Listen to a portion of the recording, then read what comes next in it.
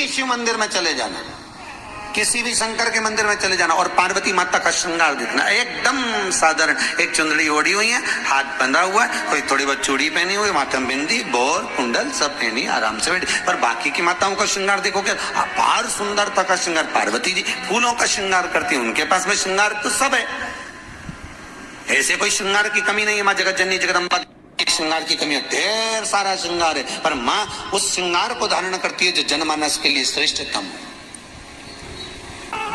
माँ श्रृंगार वो करती है जो जनमानस के लिए श्रेष्ठ हो। 9 दिन में एक दिन अगर घर में ज्यादा बीमारी फैल रही हो, कोई ना कोई बीमार पड़ रहा हो, तो 1 लोटा पानी सुबह स्नान कर कर घर के चारों तरफ घुमाकर नीम के पेड़ के नीचे नवरात्र में डाल देना। महाराज 3 या 4 दिन लगेंगे, आराम लगना चालू हो जाएगा, घर से रोग दूर हो जाएगा। शिव महापुराण की कथा कहती है, देवी भागवत कहती है कि माता का 9 दिवस तक स्थान नीम के पेड़ के नीचे रहता है। इसलिए आज भी दक्षिण दिशा में देवी की मूर्ति नहीं बिठाते, नीम के पेड़ को साड़ी पहनाते हैं, नीम के पेड़ का ही मांग भरकर मंगलसूत्र पहनाकर नीम के पेड़ का ही श्रृंगार होता है और नीम के पेड़ की ही पूजन होती है। दक्षिण दिशा में माता की मूर्ति विराजमान नहीं करते नवरात्र में नीम के वृक्ष की पूजन करते, क्योंकि देवी भागवत में स्पष्ट कहा गया, नवरात्रि तक मां जगत जननी जगदम्बा 64 योगिनियों के साथ में नीम में विराजमान हो जाती। 64 योगिनी। घर के अंदर बैठकर आप 27 मनके की माला जप रहे हो, घर के अंदर बैठकर 30 मनके की माला जप रहे हो, घर के अंदर बैठकर 108 मनके की माला जप रहे हो।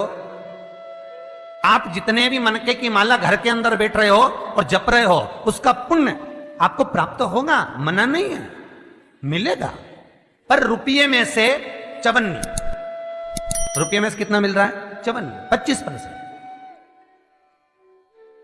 वही माला आप किसी मंदिर में, देवालय में, तीर्थ में जप रहे हो, उसका पुण्य मिलेगा केवल आधा, 50%, मात्र 50।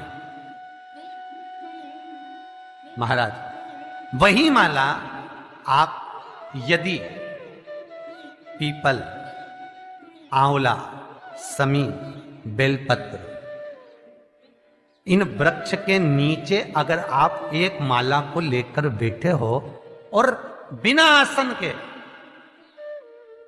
समी के वृक्ष के नीचे आप कोई मंत्र जप रहे हो, कोई बेलपत्री के पेड़ के नीचे मंत्र जप रहे हो, कोई आंवले के पेड़ के नीचे मंत्र जप रहे हो, किसी पीपल के वृक्ष के नीचे मंत्र जप रहे हो, तो वहां आसन लगाने की जरूरत नहीं होती।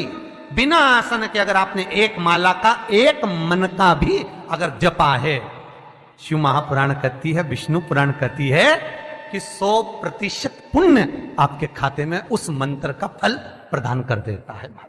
उस मंत्र का शिव महापुराण की कथा, लिंग पुराण की कथा, विष्णु पुराण की कथा, पद्म पुराण की कथा कहती है कि किसी वृक्ष के नीचे, जिन वृक्षों का गुणगान हमारे शास्त्र करते हैं, जिन वृक्षों का गुणगान हमारी पुराणे करती हैं, उन वृक्ष के नीचे अगर एक मंत्र का मन का भी फेरा जाए तो उसका पुण्य हजारों गुना प्राप्त हो जाता, आप रूप प्राप्त होता अपने आप।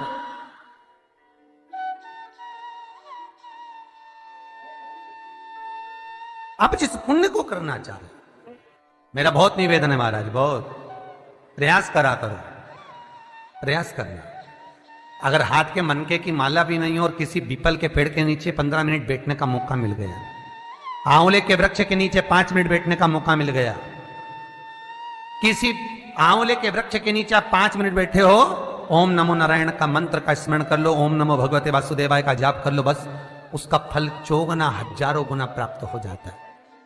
शमी के पेड़ के नीचे बैठे हो, श्री शिवाय नमस्तुभ्यम का जाप करिए, 4 गुना फल मिलेगा, 1000 गुना फल। बेलपत्री के पेड़ के नीचे गए हो, ओम नमः शिवाय ओम का जाप करिए,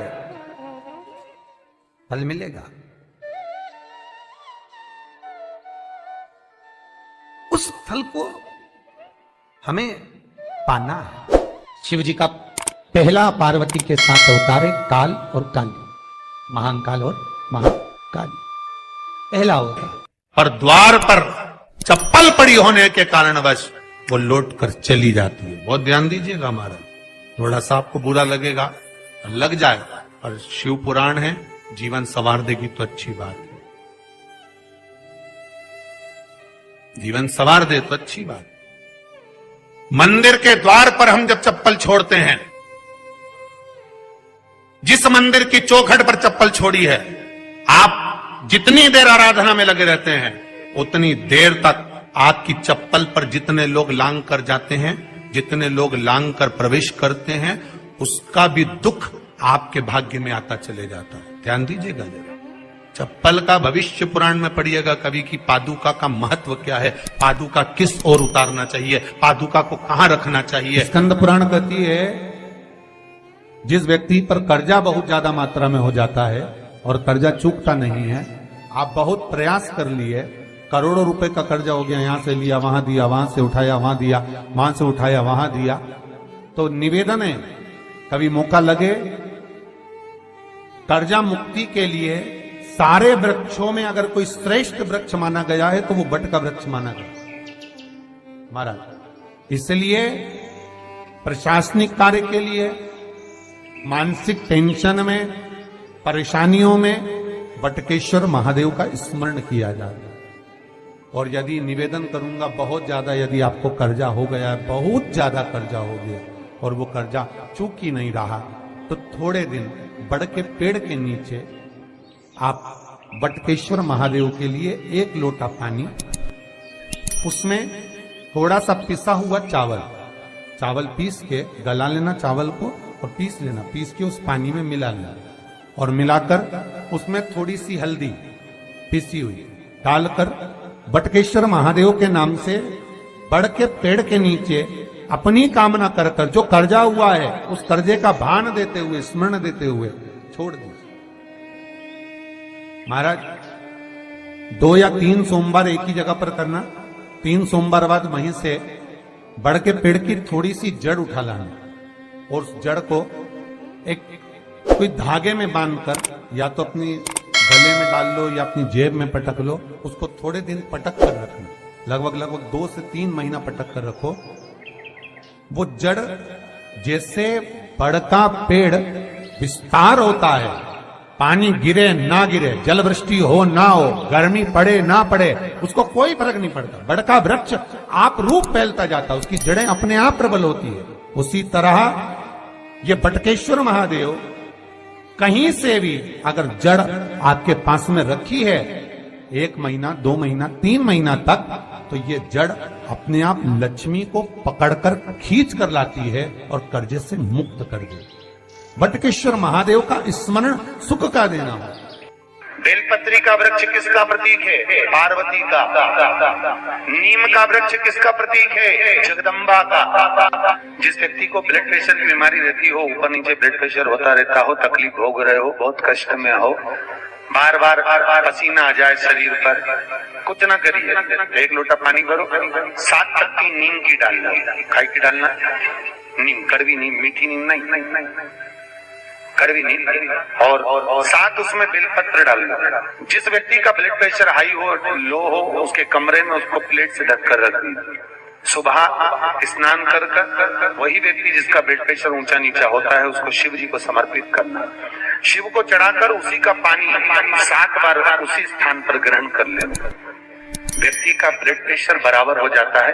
मात्र लगभग अगर सोमवार कर रहे हो तो 11 सोमवार करो, प्रतिदिन नियम से कर रहे हो तो 15 दिन कर लो, उसमें बराबर। फिर कभी जिंदगी में ब्लड प्रेशर की बीमारी चली ही जाती है। कोई बरसाती मेंढक मत बनना रे, बरसात आती है तो मेंढक बहुत सारे इकट्ठे हो जाते हैं, टर करते हैं।